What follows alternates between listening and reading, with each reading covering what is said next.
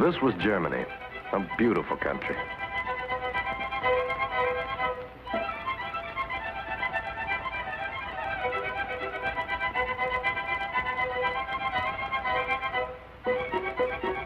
A historic country.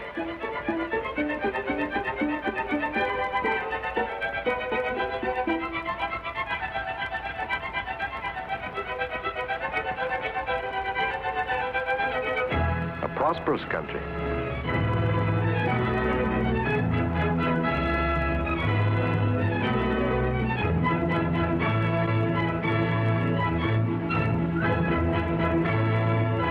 A modern country.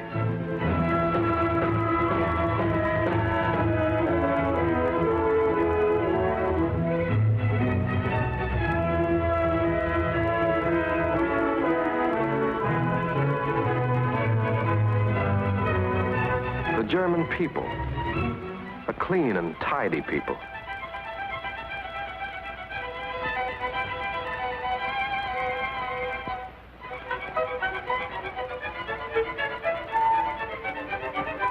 An educated people.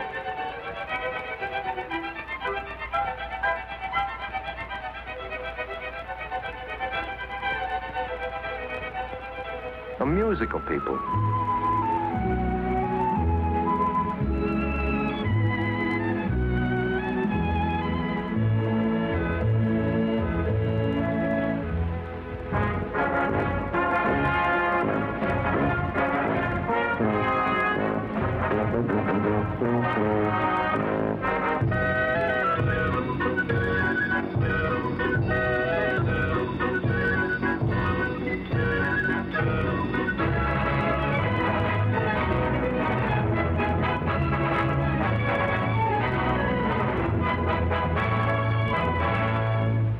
An industrious people.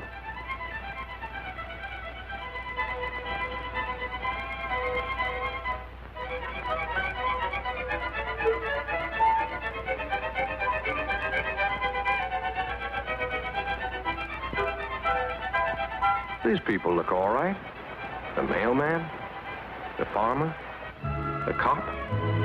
They all look pretty much like the folks back home. Holding down jobs, raising families, enjoying life. They certainly look like the kind of people we can understand. Or can we?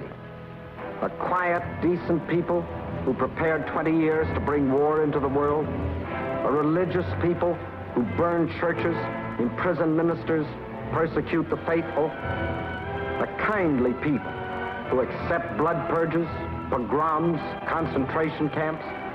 A gentle people who torture, starve, exterminate? These were men. They died in German concentration camps.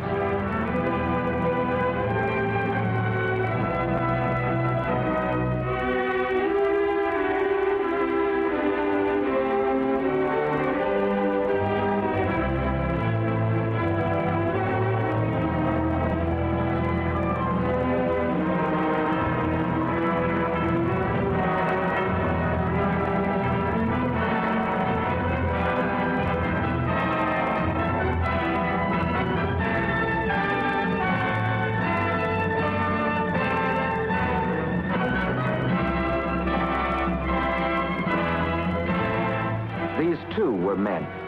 They did not quite die.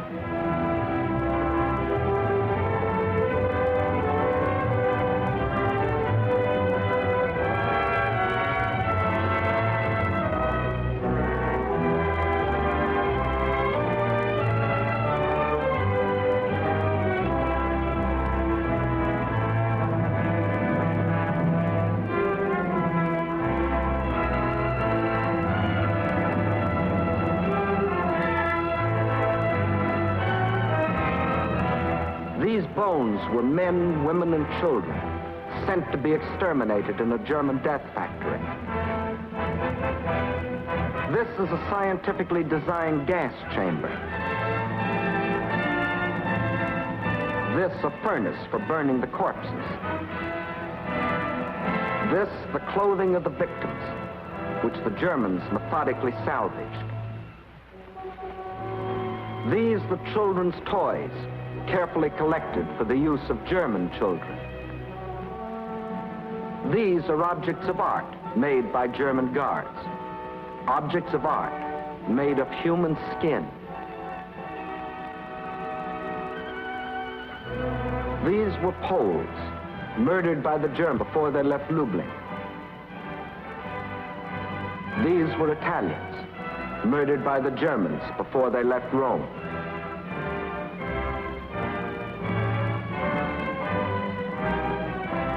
These were Belgians, murdered by the Germans before they left Vendée. These were Americans, defenseless prisoners of war, murdered by the Germans near Malmedy. These are some of the reasons why the German farmer and the German mailman and the German cop can't be quite like the people back home. That's why we've got to look a little deeper into the German character. The character of a people who plunged the world into 2 wars in 1 generation, and each time claimed that they were victims of attack. That's the puzzle we've got to solve if we're to save our children from a 3rd war. The puzzle of that clean, industrious people, fond of kids, fond of music, fond of tyranny, fond of aggression, fond of gas chambers. What gave the Germans that character? What makes them think, act, feel this way? Hitler would have answered, German blood. We don't take so hopeless a view. Too many of our friends and neighbors have had German blood. That same blood that we have seen in great Americans.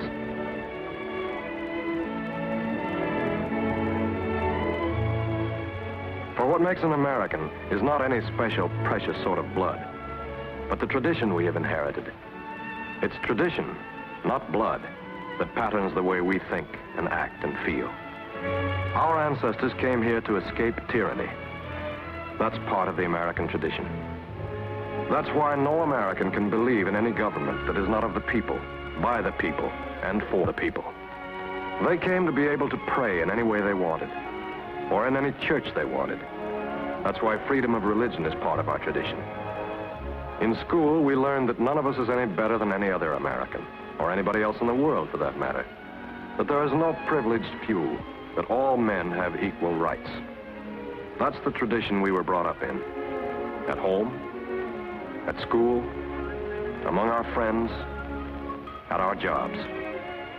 That is the tradition that has made us what we are. Now, what is the tradition that has made this man? How does it differ from ours? That's what we have to find out. These Germans were selected by Nazi cameras as ideal German types. Let's call one of them Carl Schmitt, a self-termed member of the master race who goose-stepped his way across an entire continent. His father did the same goose-step and followed the same road of conquest. And the grandfather of Carl Schmitt did the same goose-step and trod the same path of aggression. The same goose-step, the same will of aggression, the same lust for conquest. You knew their leader as Hitler. Your father knew the leader as the Kaiser. Your grandfather remembers Bismarck. You faced the Nazi menace. Your father's generation was threatened by the Huns. In your grandfather's day, there were the Prussians. The Nazis, the Huns, the Prussians. 3 different names for 3 generations of Germans, attempting to inflict their will upon others by force. 3 generations following a tradition so different from ours. Let's go back even further and see how this tradition began. 150 years ago, there was no single country called Germany. Instead, a loose conglomeration of 300 little states without a common history, religion, or literature. In America, even at that time, we were living under the democratic constitution we enjoy today. The British could look back on hundreds of years of parliamentary government. The French had made their revolution in the name of liberty, equality, fraternity. But the 300 little German states were still the property of autocratic princes and ruled without the consent of their peoples. Not one had a constitution, not one had a parliament, not one had freedom of speech or of the press or of assembly. Instead, a rigidly organized medieval society with all power centralized in the hands of the feudal lords. The prime example of this was Prussia, the most aggressive of the German states, where the Junkers, the military caste of landowners, ruled their peasants with iron discipline. To perpetuate this feudal militaristic society, the Prussian king, Frederick the Great, established a rigid code of laws administered by a host of state officials answerable only to him. This was the perfect system to prevent any rise of liberty among his subjects. It was also the perfect system to make possible ruthless aggression against the world. I begin by taking. I shall find scholars afterward to demonstrate my perfect right. And he took. First, he invaded Prussia's brother country, Austria, without a declaration of war.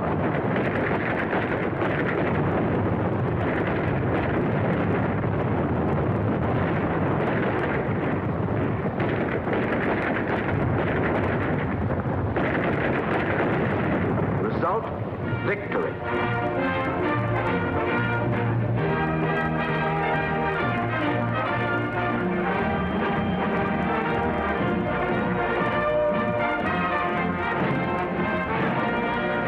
For 7 years, he fought single-handed against Austria, Russia, Sweden, and France, thus creating throughout the other German states the myth that Prussian arms were invincible.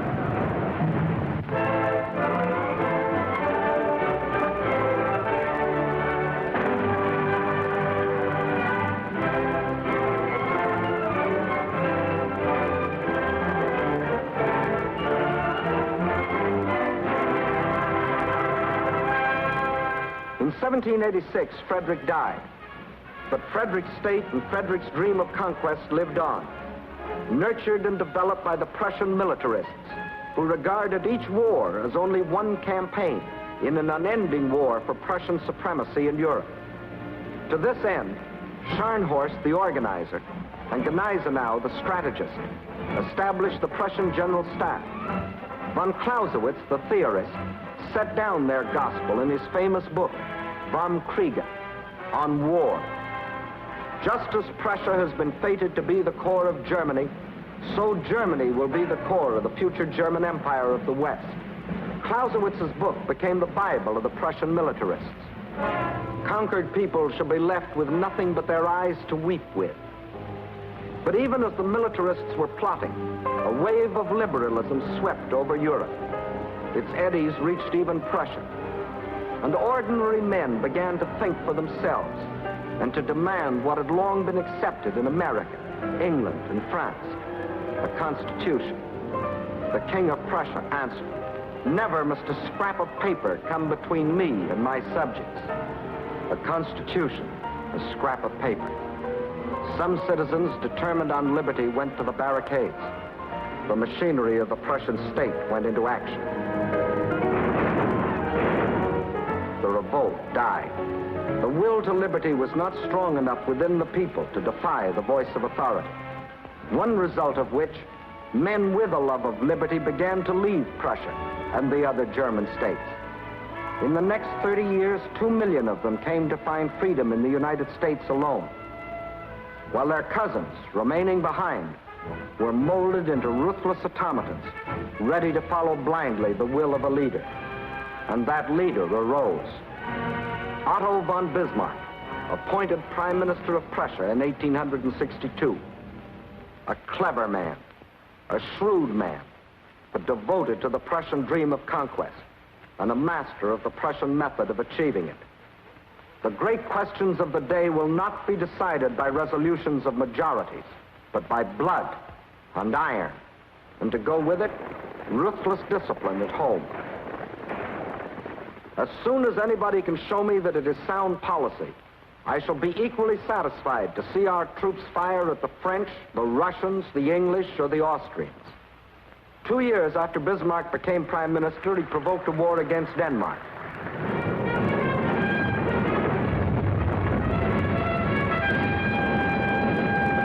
The result? victory.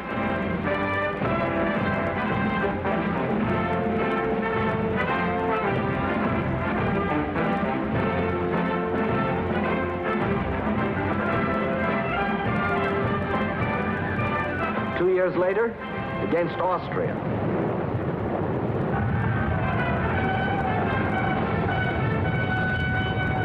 Result, another victory.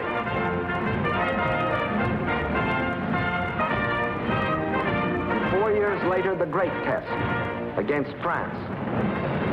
An amazed world stood by as Prussia, until then a minor power, dared to challenge the strongest nation in Europe. Result, another victory.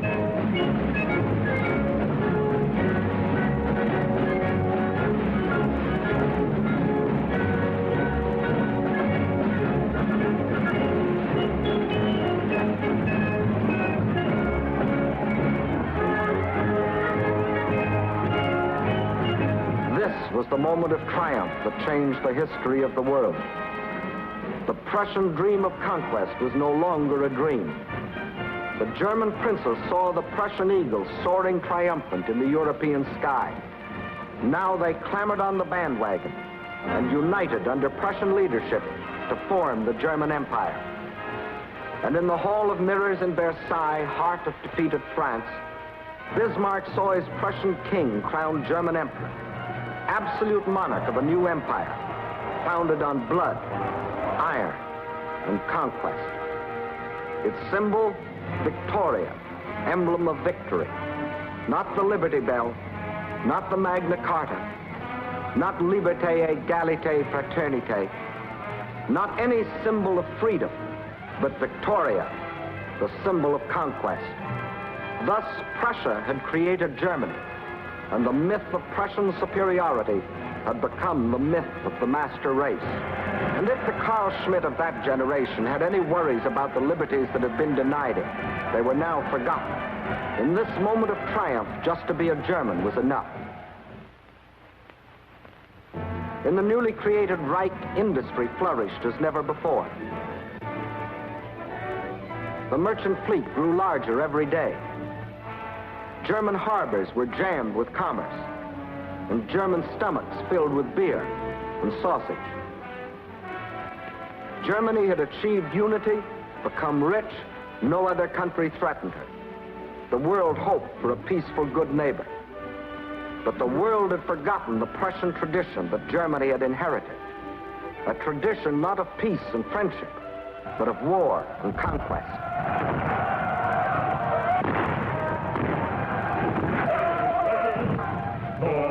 Deutschland, Deutschland, über alles, über alles. And by now, Carl Schmitt of the second generation, the father of the Carl Schmitt we had to fight, was arrogantly singing Deutschland, Deutschland über alles, Germany, Germany over all, as he proudly watched his fatherland becoming the most aggressively nationalistic country in the world. Industry was carefully controlled to accord with the policies of the great General Staff. For in the new Reich, Bismarck had added a fourth pillar to the structure of the warlike state. Frederick's militarists, landowners, and state officials had been joined by the big industrialists. A gigantic railroad system was laid out, more according to strategic war plans than the necessities of peacetime trade. One of the largest navies was constructed.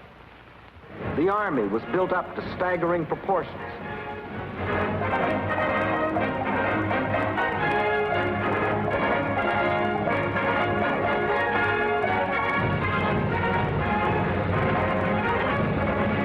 And the German officer was the idol of the nation, the personification of German ambition. In German colleges, the sport of German youth was not football, but the deadly duel. The scar was the badge of honor. The more scars, the handsomer. Did they not prove the man's prowess in arms? And contentedly watching all stood the great General Staff, still directed by the Prussian Junkers, secure in the knowledge that their power and authority was indisputable. Germany was geared for war. All it needed was a new leader to give the word. And again, that leader was at hand. William II of Hohenzollern, the Kaiser that your father knew. Not a shrewd, clever cynic like Bismarck, but a vain and arrogant braggart, yet a leader in the German tradition. We Germans like to bear arms, and we like the game of war. I shall enlarge your borders.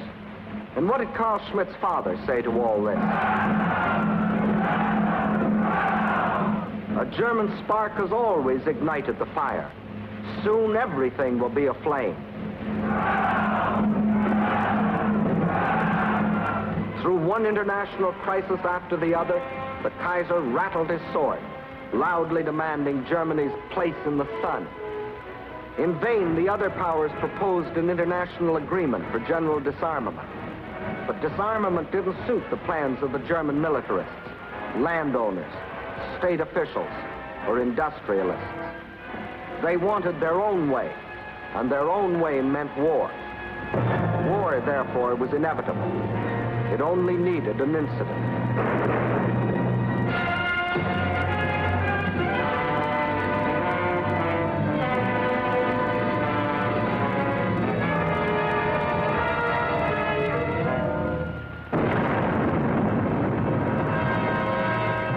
How did this second-generation Carl Schmitt react to the prospect of a world war?